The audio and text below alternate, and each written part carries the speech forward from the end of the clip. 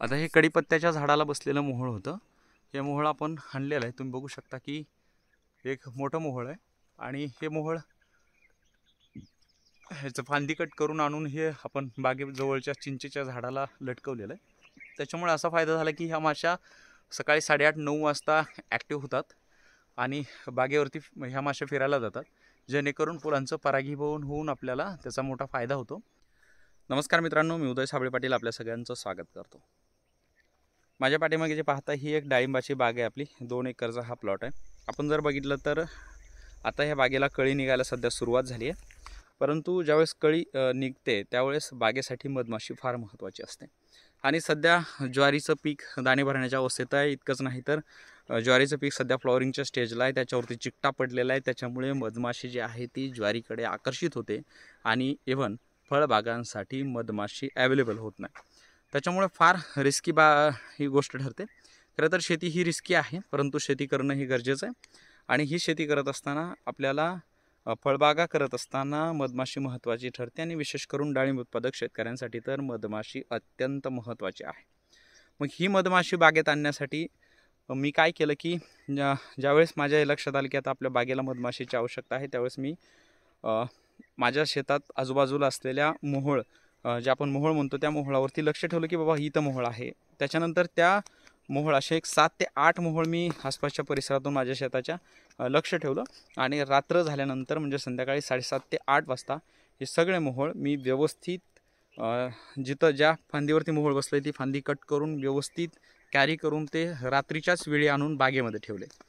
ही मोहोळ बागेमध्ये ठेवल्यानंतर अशा प्रकारचे 7 ते 8 मोहोळ मी बागेत आणले आणि हे मोहोळ बागेत आणल्यानंतर 2 दिवसानंतर गूळ आणि ताक, म्हणजे 200 लिटर पाण्याला 4 किलो गूळ आणि 4 लिटर ताक आणि 50 ग्रॅम विलायची, हे सर्व काही मिश्रण आहे ते एकत्रितपणे 2 दिवस भिजू घातलं आणि भिजू घातल्यानंतर याचा एक स्प्रे घेतला। ज्यावेळेस ह्याचा स्प्रे घेतल्यानंतर ह्या ज्या माझ्या बागेमध्ये जे मी आणून ठेवलेले मोहोळ होते ह्या माशा ॲक्टिव्ह झाल्या आणि फुल त्या बागेवरती फिरायला लागल्या। मला आता मधमाशी अशी अवेलेबल झाली नसती तर मला जवळपास 1 एकरसाठी 10 ते 15 हजार रुपयाचा मधमाशीच्या पेटींचा खर्च करावा लागला असता। कारण मार्केटमध्ये जर बघितलं तर 4,500 पासून 5,500, 6,500, 7,500 हजारापर्यंत मधमाशीची पेटी आहे। ही जर पेटी आपल्याला विकत घ्यायची म्हणले तर खर्च करावा लागतो।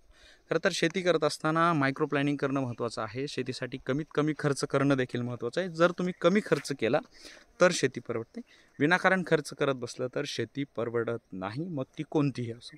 त्याच्यामुळे या शेतीचा खर्च कमी करण्यासाठी मी अशा प्रकारे मोहोळ आणलेले आहेत। आपण पाहू शकतो ते मोहोळ मी तुम्हाला दाखवतो। आता हे कडीपत्त्याच्या झाडाला बसलेलं मोहोळ होतं। हे मोहोळ आपण आणलेलं आहे। तुम्ही बघू शकता की एक मोठं मोहोळ आहे आणि हे मोहोळ ह्याचं फांदी कट करून आणून हे आपण बागेजवळच्या चिंचेच्या झाडाला लटकवलेलं आहे। त्याच्यामुळे असा फायदा झाला की ह्या माशा सकाळी 8:30-9 वाजता ॲक्टिव्ह होतात आणि बागेवरती ह्या माशा फिरायला जातात, जेणेकरून फुलांचं परागीभवन होऊन आपल्याला त्याचा मोठा फायदा होतो। आणि असं नसतं केलं तर मग आपल्याला खूप मोठा खर्च करावा लागला असता। जवळपास 30,000 पर्यंत 2 एकरासाठी मधमाशांच्या पेट्या आणणं गरजेचं होतं आणि त्याच्यापेक्षा आपण पेट्या आणण्याऐवजी आपण हे अशा प्रकारचे मोहोळ आणून बागेमध्ये लटकवलेत। खरं तर याचा मोठ्या प्रमाणात फायदा मला दिसून येतोय, कारण ज्यावेळेस बागेची अशा प्रकारची जी फुलं आहेत त्यांचं परागीभवन होण्यासाठी मधमाशी महत्त्वाची ठरते। त्याच्यामुळे आपण ही आयडिया केलेली आहे। लक्षात घ्या की याच्यावरून तुमच्या लक्षात आलं असेल की मधमाशी ही फळबागेसाठी किती महत्त्वाची आहे आणि त्याच्यासाठी काय करावं लागतं आहे। तुम्हालाही तुमच्या बागेत जर मधमाशी अवेलेबल होत नसेल, मधमाशी जर मिळत नसेल, तर तुम्ही अशा प्रकारचा जुगाड करू शकता। तुमच्या शेताच्या आजूबाजूला कुठे एखादं मोहोळ दिसलेलं बघा, दिवसा त्याला व्यवस्थित पाहणी करा।